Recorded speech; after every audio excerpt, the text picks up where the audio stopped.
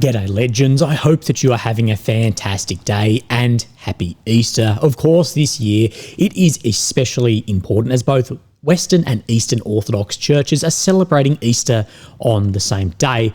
Now, whether today is a religious holiday for yourself and your family or just a day to spend the day off with your family, I hope that you are having a fantastic day. If you watch my videos, you'll know that I am not religious myself, but I think we need to respect all people's belief systems. That doesn't mean we can't criticize, but it does mean that we do have to respect each other. Now, legends, of course, we have a lot to go over, as we always do. And of course, there is the Easter Truce. That will be the first thing that we will talk about, because this isn't just a goodwill gesture. I do believe there is political goals here as well as strategic goals. So we'll talk about that. We need to, of course, look at the maps, compare where things have moved, because tomorrow, well, I'm guessing we're not going to get any map updates, and we are going to look at the huge increase in Russian production of Shahed Garand drones. And what we're going to talk about is we have then seen the improvement of some of the navigation systems and the survivability against electronic warfare, and where this can change that strategic strike capability as well. So let's talk about this Easter truce. Now, this came out of nowhere. That is important because it came out of nowhere for Ukraine, the West, the media, and us. But I do not believe that it came out of nowhere. I don't believe Putin was, having a yarn to Gerasimov and goes, hey, let's do this. No, I believe this was meticulously planned. We'll go over with that time frame how I believe that benefits Russia a lot more than Ukraine. But let's step back a little bit and look at what happened. So, of course, Mr. President Vladimir Putin was speaking to the then head chief of the General Staff of Russian Armed Forces, Valery Gerasimov. Now, in this, Putin did say that the Russian side is announcing an Easter ceasefire from 6 p.m. today till 12 a.m. Monday. So this is a 30-hour ceasefire where he says that all military operations will be ceased for this period. He said, I ask you to be extremely attentive and focused to be ready to strike back if Ukraine breaks this. He says, our decision on the Easter truce will demonstrate whether the Kiev regime is sincere, ready and willing and able to comply with the agreements to participate in peace negotiations aimed at addressing the root causes of the Ukrainian crisis. For our part, we have always been ready to move in this direction and strongly welcome the aspirations of the US, Trump, our Chinese friends, and BRICS countries and supporters of a just and peaceful settlement for then the Ukrainian crisis, as he says. And of course, Gerasimov replies with affirmative.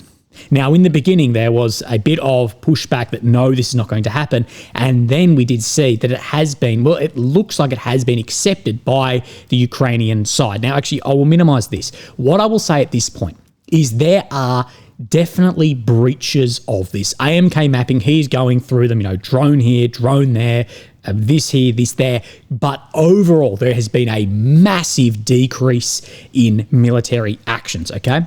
But after an initial post, then Zelensky had then replied with this, that a report by the Commander-in-Chief, of course, Commander Syrsky, we're documenting the actual situation in all directions. The Kursk and Belgrade regions, Easter statements by Putin did not extend to this territory. So it didn't extend apparently to Russian territory where Ukraine currently then occupy some areas. But he does say the situation has become quieter. And like I said, there is definitely a huge decrease across the front line, but there's definitely still some limited actions.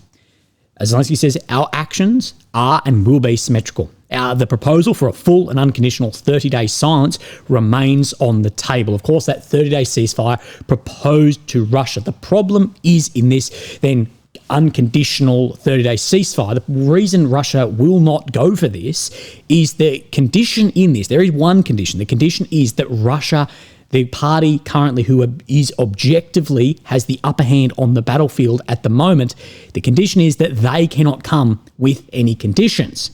Also, this is a military ceasefire. So if Russia agreed to this, they would be giving up their advantage, their leverage. Russia's leverage and advantage is military, while the Ukrainian and its Western partners, their leverage is economic. So this ceasefire is only based at military actions, not economic.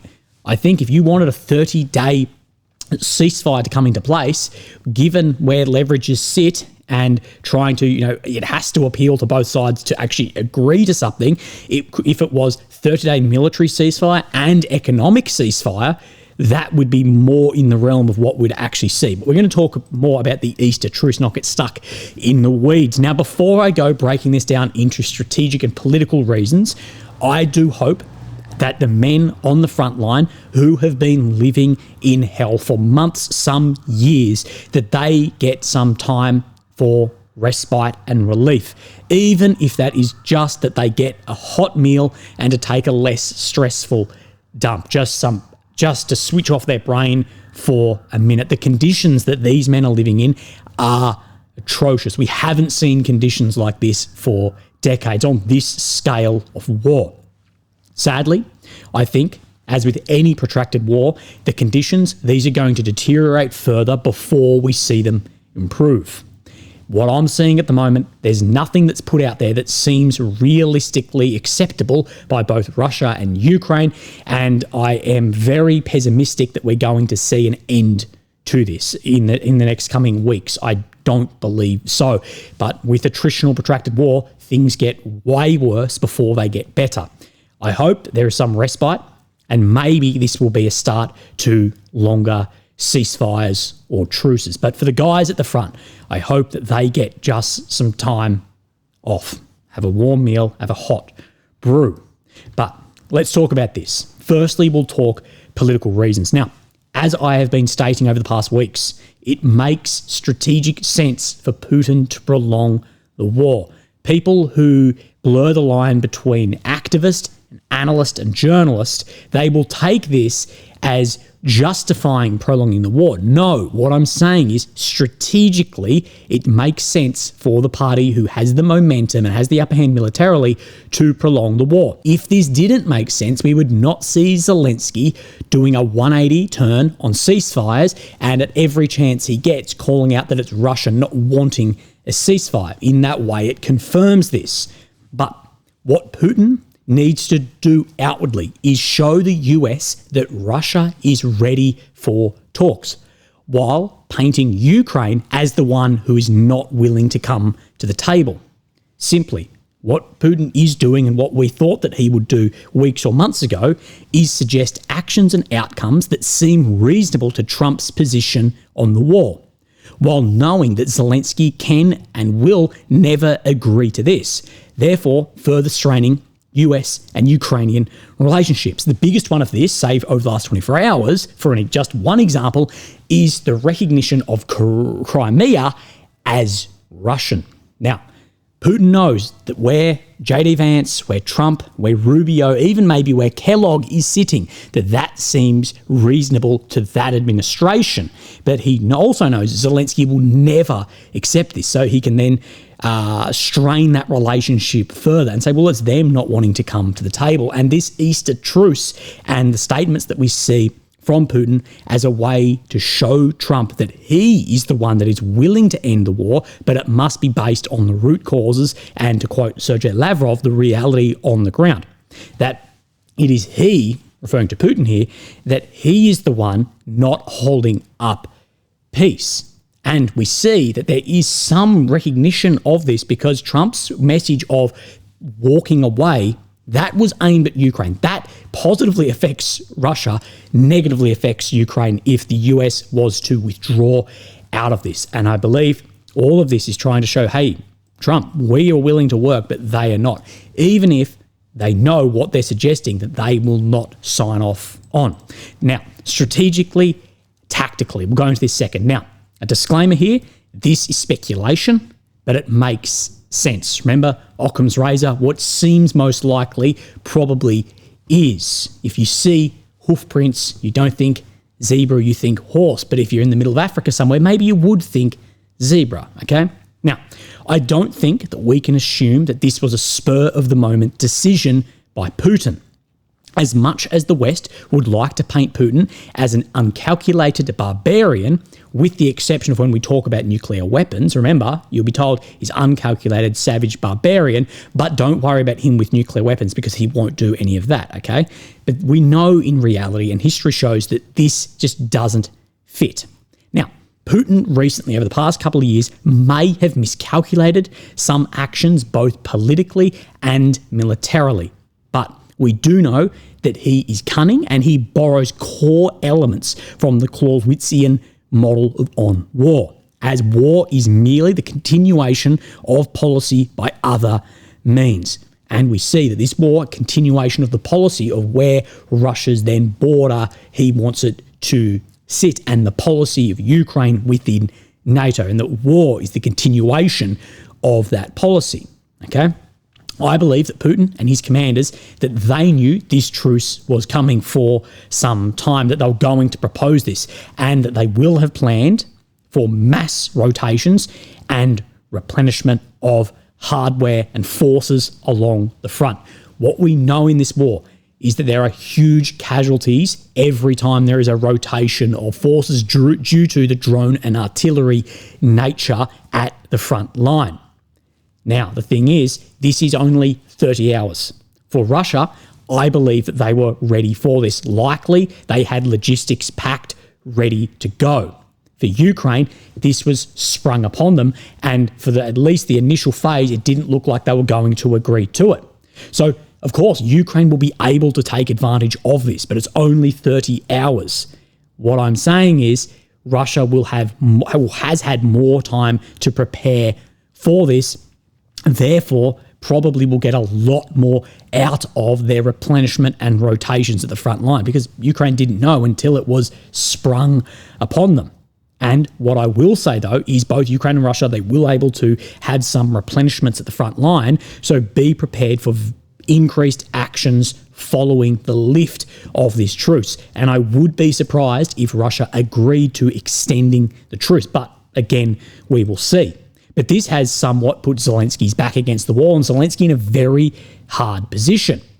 What we did see is we saw his position shift on the acceptance of the truce from where it first was. Now, Putin has had an easy diplomatic win with the suggestion of this truce, because if Ukraine doesn't or didn't comply, Trump could accuse Ukraine of resisting actions to end the war.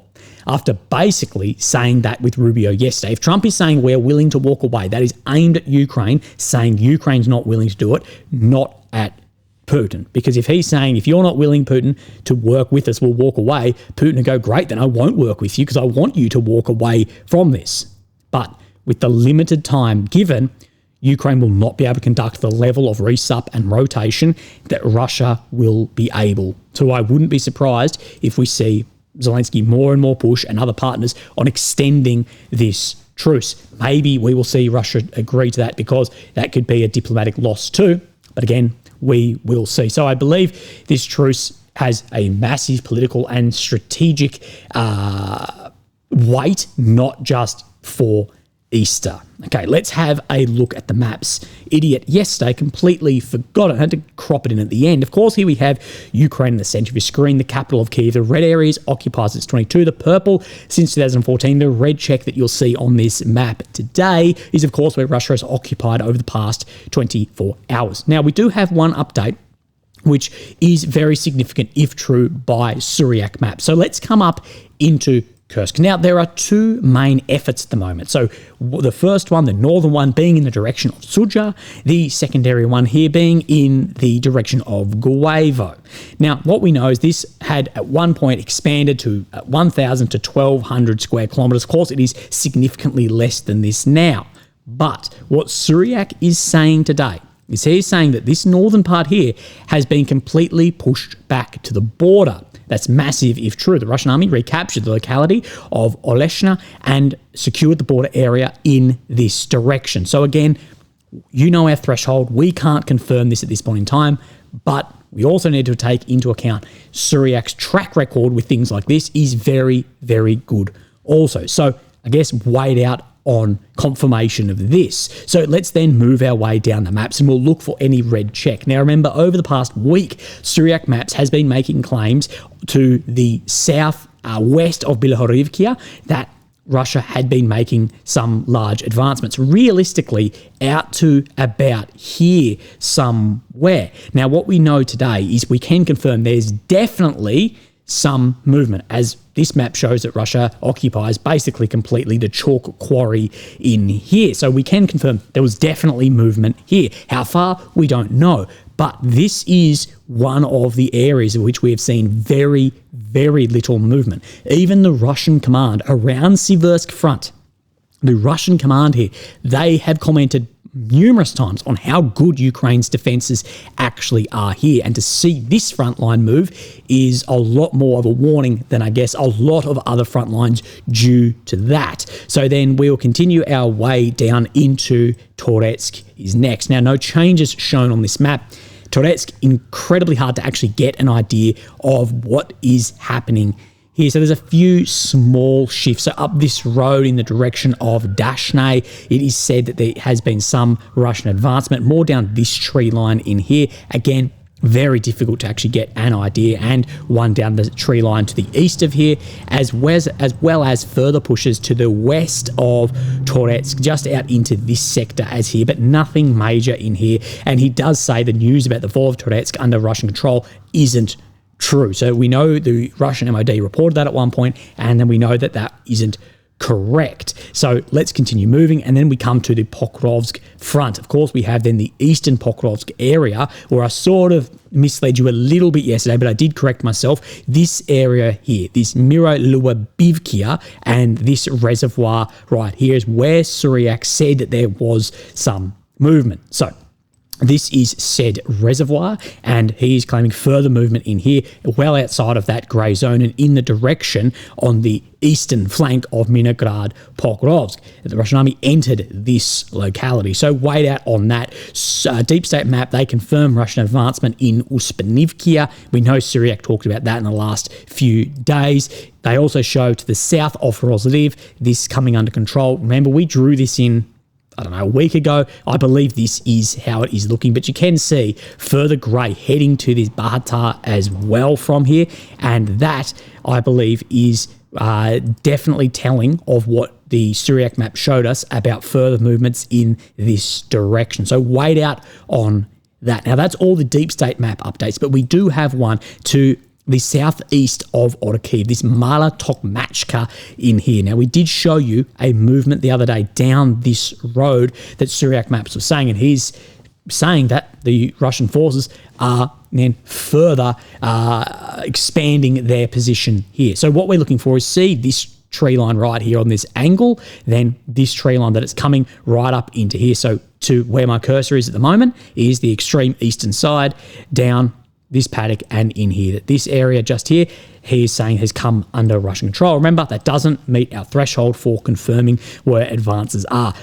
I would be interested to see if maps over this period of the truce then give us some more idea of where the front may have actually moved. Now, one thing you and I have been talking about is the increase we have seen in strikes from Fabs and Garans. And then what we got was that Russia is improving some of the technology inside of these with chips, with other items, radio-controlled items, to get around some of the electronic warfare, spoofing and jamming that was occurring on these. And I think that we have seen through pages a lot more videos of strikes, especially after we did see a lull of those over the winter period. Now, this here, the International Institute of Strategic Studies shared this article that Russia doubles down on the Shahid. Remember, the Shahid is the Iranian, and then Russians bought the rights to produce that, the Garam. But otherwise, basically the same thing, although Russia has been improving this as it goes. And they are saying expanding production capabilities and refining tactics. Wait till you see some of the graphs in this. And what we also see, like the Fab, like we spoke about, is that increase and effectiveness and lethality of strikes with some updated electronics. Ukrainian Air Force figures show since June 24, there's been a month-on-month increase in one-way attack UAVs, with 2,500 launches in November and almost 2,700 in January 25. This growth has been enabled by Russia's ability to increase local production of the version of the Iranian Shahid 136, aka Garan. But we see this increase here. But we also need to go, what they are working off here is Ukrainian Air Force figures. So they're working off those figures for how many are launched, and I believe also how many are downed. That's an important part to take into this, because at this point in time in war, of course, it makes sense. It makes sense for Ukraine and Russia and the West and other supporting nations of both sides to fudge numbers. Of course, we see this from casualties to interceptions to then even taking areas, production facilities. That Russia's commitment here is reflected not only by the increasing number of systems, but the expansion of its production capacity. Russia produced more than 6,000 of these in 2024, and they plan to increase this through 2025. This is a secondary production line that they are claiming. So they showed the first one, then this is the second one. We knew about that first one, and evidence is suggesting they are establishing a second one here for the production of these in this city here. It's approximately 1,300 kilometers away from Ukraine. Now, Reuters is reporting that Russia was producing new one-way attack drones that is externally almost identical to the Shahed 136, but is using a Chinese copy of this engine rather than the Iranian original. And it appears from my reading of this that if that is true, if Reuters' claim is correct in that they've bought the licensings for this small jet engine to be used in those. And we've seen a lot of evidence around that. As far as the engine, I don't know, I can't speak to this, but this is the graph which should be of concern. Russia's use of one-way attack uninhabited aerial vehicles. Okay, so we see the total being used across the month and then a 3-month rolling average. And what you can see is from July 24 to March 25, a massive increase in total being used at over 4,000 in March 25. So there's huge ramp up at maybe more than 8 times in July 24. So it's very significant, 8 times from the year previous in March. This should be a concern when we speak about percentages and interceptions. Now, the improved tactics and use of decoys. That the Quran has been complemented by the Gabura and Paradia decoys, and these are simple and affordable. We also see that the Quran itself can almost be seen as a bit of a decoy just to use up air defense before then the longer range missiles come in. Russia has sought to enhance operational capabilities of these. Of course, we've seen the developments and integration of jamming-resistant controlled reception pattern antenna that we talked about, the introduction of different warheads, and the use of data links that can use Ukraine's mobile telephone network. This is something you and I spoke about probably a good year ago now, was the ability to use then the civil network as well, but also the ability, especially for or land drones, to pick up the Ukrainian network and target clusters of maybe Kyivstar SIM cards on the front line. We spoke about that from someone anonymous on the ground. According to Ukrainian military intelligence, Russia is also currently establishing a production line for the jet-powered Shahed 238. Although this hasn't been independently verified, from what we've seen, I think it's good odds that is taking place. The advances made through updated tactics and technical modifications are somewhat diminished by a decline in system reliability. Now, what I will say in this is, again, we know the figures that it is using, but this correlation doesn't mean causation either. Firstly, whose numbers are being used, but also we have seen this where this correlation causation comes in, that over time, Ukraine will increase its ability to counter these. But from what we are seeing, and of course that can be subjective, we don't have really good numbers, but from the footage that I'm seeing and the footage that I think most other people are drawing the conclusion from, is there does appear to be a significant increase in Shahed and FAB strikes. I wouldn't say that we've seen a decline in those strikes at all. I think it is actually the opposite here. But we go into then increasing numbers, increasing challenges, and that Ukraine has they've adopted measures to counter these, from mobile firing teams to EW capabilities. Again, we don't have good numbers really on how many of these are actually ever intercepted. Ukraine has begun developing and fielding specialized interceptor UAVs to neutralize Shaheds after the experimental use of FPVs in this role proved unsatisfactory. So trying something new here. These measures have contributed to a relatively low proportion of platforms successfully reaching their intended targets. In percentage, maybe yes. But this is where I see from the Soviets, the Russians, that quantity is a quality of its own, and that this is why we're seeing increased output. Let's say it's 5% of 100 is hit.